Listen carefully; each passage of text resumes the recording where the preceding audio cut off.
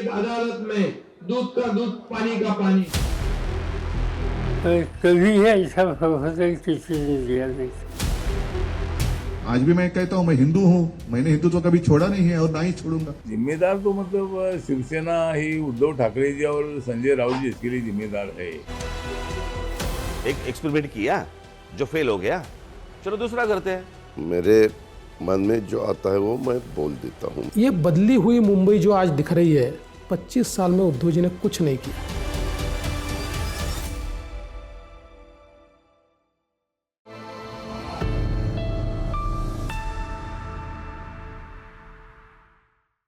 नमस्कार दर्शकों, आवाज इंडिया में आपका स्वागत है। नवी मुंबई के नेता संदीप नायक एनसीपी शरद पवार गुट में शामिल हो गए हैं।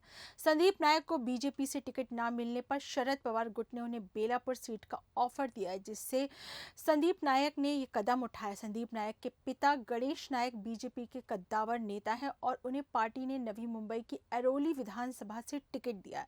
वहीं संदीप नवी मुंबई के बेलापुर सीट से चुनाव लड़ना चाहते हैं, लेकिन पार्टी ने सीट में मौजूदा विधायक मंदा महात्रे को ही दोबारा उम्मीदवार बनाया। ऐसा माना जा रहा है कि संदीप नायक टिकट न मिलने से नाराज हैं और उन्हें शरद पवार गुट की तरफ से बेलापुर सीट ऑफर की गई है। शरद पवार के वादे पर भरोसा करके संदीप नायक ने शरद पवार के एनसीपी में शामिल हो गए। बताया ये भी जाता है कि गणेश नायक और संदीप नायक का नवी मुंबई में खासा प्रभाव। बीजेपी ने नवी मुंबई के अरोली सीट से संदीप नायक के पिता गणेश नायक को उम्मीदवारी दी थी। ये बात भी सामने आई है कि बीजेपी की तरफ से संदीप नायक को मनाने की भरसक कोशिश की गई, लेकिन संदीप नहीं माने और शरद पवार की तूतरी बजाने के साथ हो लिए। संदीप नाइक जी का मैं स्वागत करता हूं। 2019 के पहले वो हमारी पार्टी छोड़ के गए थे और उन्होंने आज फिर एक बार जिस पार्टी में वो गए थे उधर के जो अनुभव है, वो अनुभव के बाद में ये निर्णय पे वो आए कि अब कुछ बदलाव करने की आवश्यकता है।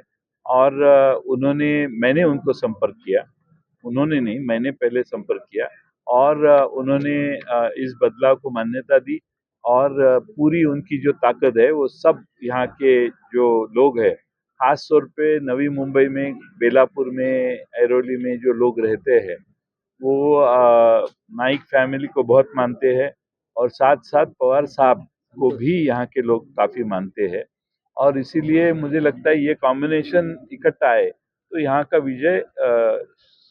संदीप नायक ने आज राष्ट्रवादी कांग्रेस पार्टी शरद पवार पार्टी का दामन थामते हुए कहा कि भाजपा में लगातार धोखा मिल रहा है। वहां पर जो कार्य सरकार में रहते हुए हो जाने चाहिए थे वो नहीं हो सके। 2019 में हमें टिकट नहीं दिया गया, उसके बावजूद हमने पूरे जोर से काम किया और हमारे कार्यकर्ताओं की बदौलत बीजेपी चुनाव जीत गई। जीतने के बाद बेलापुर की विधायक ने हमारे कार्यकर्ताओं का अपमान करना शुरू कर दिया। उस अपमान का घूंट पीकर भी हम कार्यकर्ता पार्टी के लिए काम करते रहे। अब एक बार फिर पार्टी ने धोखा दिया। हमारे सभी कार्यकर्ताओं ने हमसे ये आह्वान किया है कि हमें शरद पवार के साथ जाना चाहिए।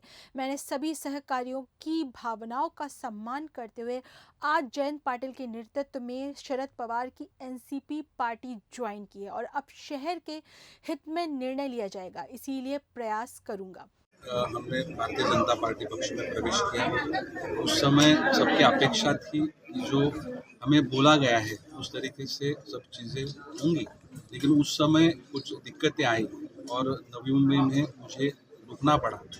मैं ये सोच के रुका कि आने वाले समय में नवी मुंबई शहर के विकास के लिए कुछ कदम बढ़ाए जाएंगे, इस शहर का विकास होगा, कुछ अच्छे निर्णय होंगे और वो निर्णय लेते समय हमारे कार्यकर्ताओं का सम्मान किया जाएगा, उनको न्याय दिया जाएगा। बेलापुर मतदार संघ में जीत हासिल करने के बाद में उसके बाद ही निकालों के बाद जो लोक प्रतिनिधि, जो आमदार थे, उन्होंने हमें और हमारे कार्यकर्ताओं को अपमानास्पद यहाँ पे बातें कही, हमारे लोगों को अपमानित किया। उसके बावजूद नवी मुंबई शहर के बारे में जो हित के निर्णय लेने चाहिए वो किसी को भी विश्वास में न लेते हुए वो निर्णय लिए गए। एज अ संगठन की दौर से मैं काम करता रहा, पक्ष के माध्यम से आए हुए काम, पक्ष के माध्यम से आज ये लड़े हुए सभी चुनाव, उसमें हमने जीत हासिल की और 2024 में लोगों का जो मन में है, जो कार्यकर्ताओं के मन में है, उस तरीके से निर्णय होगा ये हम समझ रहे थे, लेकिन 2024 में भी मेरा जो उम्मीदवारी है उसको नकारा गया। उसके बाद में कार्यकर्ताओं ने ये भावना व्यक्त की कि जो व्यक्ति, जो लोक प्रतिनिधि कार्यकर्ताओं को सम्मानित नहीं कर रहा है, ये शहर के हित की बात नहीं कर रहा है, तो उसलिए हमें निर्णय लेना पड़ेगा और इसलिए एक मेळावा का आयोजन करना चाहिए। इसलिए आज इस मेळावे का आयोजन किया गया। सभी कार्यकर्ताओं ने यहाँ पे कहा कि हमें चुनाव लड़ने चाहिए। उसी दौरान राष्ट्रवादी कांग्रेस पार्टी शरद चंद्र पवार साहब जी के पार्टी के प्रदेश अध्यक्ष जयंत पाटिल साहब का मुझे फ़ोन आया कि हम आपका हमारे पार्टी में स्वागत करते हैं। उनको मैंने कहा कि मुझे मेरे सभी कार्यकर्ताओं से बात करनी पड़ेगी, मुझे नवी मुंबई के नागरिकों से बात करनी पड़ेगी। और आज इस बैठक में सभी ने उनका जो पोल है, उनका निर्णय है कि हमें शरद चंद्र पवार साहब के राष्ट्रवादी कांग्रेस पार्टी में हमें जाना चाहिए, क्योंकि उनका अनुभव हमारा अच्छा है। हमारे शहर के हित के लिए उन्होंने काफ़ी जो निर्णय लिए हैं, ये शहर के हित के लिए मददगार साबित हुए हैं। इस शहर के विकास के लिए उन्होंने हमेशा ही इस नवी मुंबई शहर को सपोर्ट किया है, नेतृत्व को सपोर्ट किया है। और हम जहाँ पे जा रहे हैं, हम प्रवेश नहीं कर रहे, हम उसी घर में वापस जा रहे हैं। बेलापुर विधानसभा क्षेत्र में भारतीय जनता पार्टी की तरफ से मंदा मात्रे और शरद पवार की तरफ से संदीप नाइक, एक दो मजबूत उम्मीदवारों के बीच बेलापुर में फाइट होने जा रही है।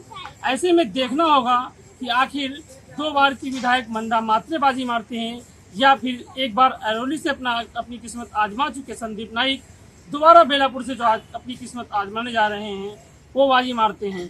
हालांकि इस वक्त आज जब वो शरद पवार की पार्टी में जा रहे थे, उस समय मुंबई में बेलापुर क्षेत्र के 30 जो नगर सेवक थे, पूर्व नगर सेवक, उसमें से 28 नगर सेवक उनके साथ गए हैं। ऐसे में कहा जा रहा है कि फिलहाल तो पड़ रहा उनका भारी दिख रहा है, किंतु चुनाव में क्या होगा ये किसी को कुछ पता नहीं।